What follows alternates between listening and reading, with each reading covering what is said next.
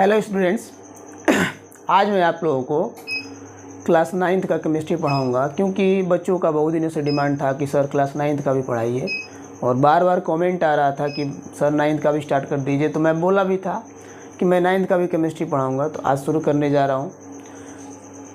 तो सबसे पहले मैं लेसन को स्टार्ट करने से पहले सिलेबस को समझा देना चाहता हूं, क्योंकि सिलेबस को समझ लेने से उस सब्जेक्ट को पढ़ना आसान हो जाता है, क्योंकि सिलेबस अपने आप में बहुत कुछ समझा जाता है। सबसे बड़ी चीज़ क्या है कि सिलेबस समझ लेने से ये समझ में आ जाता है कि हमें क्या चीज़ पढ़ना है, किन चीज़ों को नहीं पढ़ना है, उस सब्जेक्ट को हम पर्टिकुलर सब्जेक्ट को क्यों पढ़ रहे हैं, इस सब्जेक्ट का हमारे डेली लाइफ में क्या यूज़ है। तो सिलेबस अपने आप में बहुत सारी तैयारियों को करा देता है, बहुत सारी चीज़ों को समझा देता है। आप पहली बार क्लास 9th में पहली बार केमिस्ट्री पढ़ने जा रहे हैं। इससे पहले आप केमिस्ट्री को उतने अच्छे से नहीं पढ़े हैं। थोड़ा बहुत 8th क्लास में मेटल, नॉन मेटल, मैटर के बारे में, सॉलिड स्टेट, लिक्विड स्टेट, गैसीय स्टेट, इन सब चीज़ों के बारे में आप पढ़े हैं। लेकिन अब अच्छे से एज ए सब्जेक्ट अब आप पढ़ने जा रहे हैं। तो सबसे पहले मैं सिलेबस को समझा देना चाहता हूँ। सिलेबस समझ जाएंगे तो आपको केमिस्ट्री पढ़ना आसान लगेगा। और ये रेड पेन से लिखा हूँ तो उतना क्लियर नहीं दिख रहा है, तो मैं इसको चाहता हूँ कि इसको मिटा दूँ और थोड़ा क्लियर लिख दूँ। ये फर्स्ट लेसन है, मैटर इन आवर सराउंडिंग, है ना।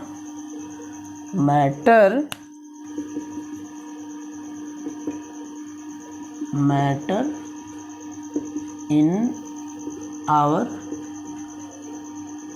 सराउंडिंग, ये और चैप्टर्स आर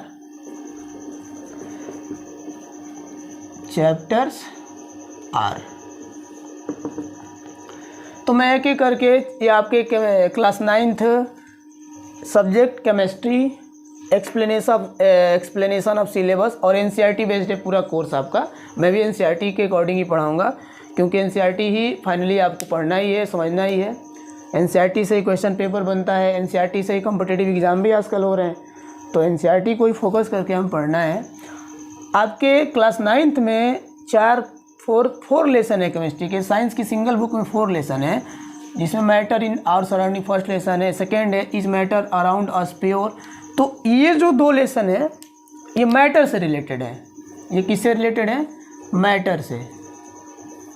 और जब मैटर को एक्सप्लेन कर लेंगे आप अच्छे से, तो उसी को थोड़ा सा एडवांस करते हैं तो मैटर से बाहर निकल के आता है एटम।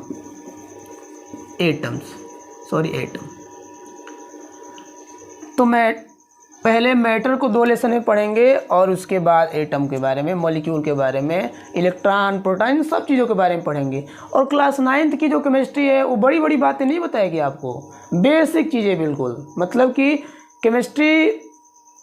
केमिस्ट्री को पढ़ने का जो रीज़न है, केमिस्ट्री किन चीज़ों के बारे में पढ़ता है, बिल्कुल बेसिक सारी बातें बताया जाएगा इसमें।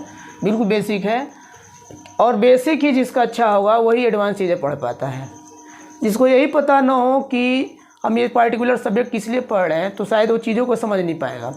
तो मैं एक एक करके आपको बता रहा हूँ। सबसे पहले आपका ये वर्ड है मैटर तो बहुत पहले से है। मैटर तो आज की चीज़ है नहीं। मैटर मतलब कि आप मैटर को सबस्टांस भी कहते हैं, इसी को पदार्थ भी कहते हैं, हिंदी में पदार्थ। यानी आप ये कह सकते हैं कि केमिस्ट्री स्टडीड अबाउट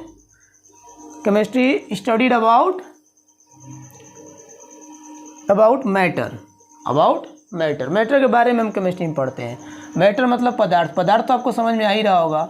यानी कि पहले भी पदार्थ था, लेकिन एज ए सब्जेक्ट नहीं पढ़ते थे, लेकिन अब इसको हम लोग सब्जेक्ट के रूप में पढ़ते हैं।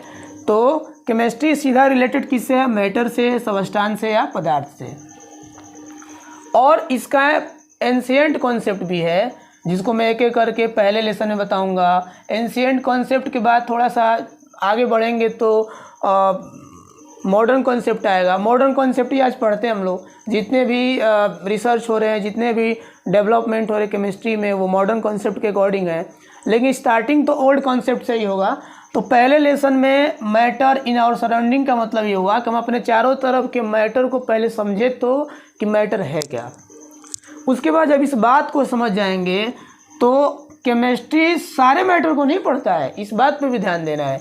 इसलिए केमिस्ट्री करता क्या है कि मैटर का भी क्लासिफिकेशन कर लेता है और ये डिसाइड कर लेता है कि कौन से मैटर केमिस्ट्री के अकॉर्डिंग प्योर हैं और कौन से प्योर नहीं हैं।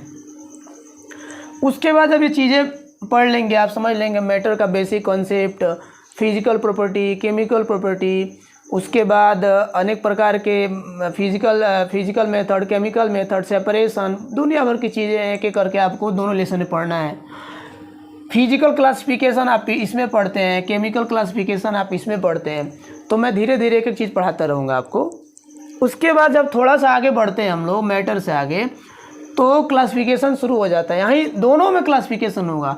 तो जो केमिकल क्लासिफिकेशन होगा उसी में जब थोड़ा सा और एडवांस लेवल पे हम लोग मैटर को पढ़ना शुरू करेंगे तो एक जगह एटम के बारे में भी नॉलेज मिलेगा आपको। तो दो लेसन एटम से रिलेटेड है, एटम और मॉलिक्यूल से रिलेटेड है। उसके मतलब कि पहले लेसन में एटम और मॉलिक्यूल होता क्या ये पढ़ेंगे। जब एटम को समझ लेंगे हम तो एटम भी छोटे छोटे पार्टिकल से मिलके बना है तो उसको भी समझेंगे। यानी मेरे कहने का मतलब हुआ कि हम पढ़ना शुरू करेंगे मैटर से। मैटर के बाद स्टेप आता है मॉलिक्यूल्स का। मॉलिक्यूल्स बना है किससे, एटम से। और एटम्स के भी 3 पार्ट हैं जिसमें इलेक्ट्रॉन, प्रोटॉन, न्यूट्रॉन, इन सब चीज़ों को हम पढ़ते हैं। पूरा यही केमिस्ट्री है बेसिक। और आप 9th क्लास के केमिस्ट्री में इन्हीं सब बातों को जानेंगे। बड़ी बड़ी बातें नहीं जानना है, पहले बेस अच्छा कर लीजिए। 9th में पहली बार केमिस्ट्री पढ़ना शुरू किए हैं तो इन बातों को जान लेना ज़रूरी है। तो ये था आपका सिलेबस। आप जानते हैं हमारे डेली लाइफ में केमिस्ट्री कहाँ नहीं यूज़ हो रहा है, हर जगह यूज़ हो रहा है। पूरे दिन में आप कोई ना कोई टैबलेट खाते ही हैं, वो भी केमिस्ट्री की देन है। केमिस्ट्री से वो चीज़ें आसान हो पाई है, मेडिसिन बनना। पानी दिन भर पीते हैं, वो भी एक मैटर ही है। पानी तो पहले से भी था लेकिन बाद में पता चला कि उसका केमिकल फार्मूला H2O होता है। वो सब केमिस्ट्री ने ईजी किया है सारी चीज़ों को। तो हम लोग 9th में अब धीरे धीरे इन सब बातों को जानेंगे। सिलेबस से रिलेटेड कोई भी दिक्कत हो तो आप लोग कमेंट सेक्शन में बताइएगा, थोड़ा सा और एक्सप्लेन कर दूंगा। लेकिन फर्स्ट ऑफ ऑल आपको सिलेबस को समझ लेना बहुत ज़रूरी है। सिलेबस पढ़ लेंगे तो आपको पढ़ने में अच्छा लगेगा। हम ये पढ़ लिए हैं, इसके बाद ये पढ़ना है, इसके बाद ये पढ़ना है। ये इसलिए हम पढ़ते हैं। और इसका भी आप एक छोटा सा हो सके तो एक जगह किसी एक सिंगल पेज पे नोट कर लीजिए तो आपके दिमाग में एक आइडिया डेवलप हो जाएगा। और अगला जो वीडियो होगा वो फर्स्ट लेसन के बारे में होगा।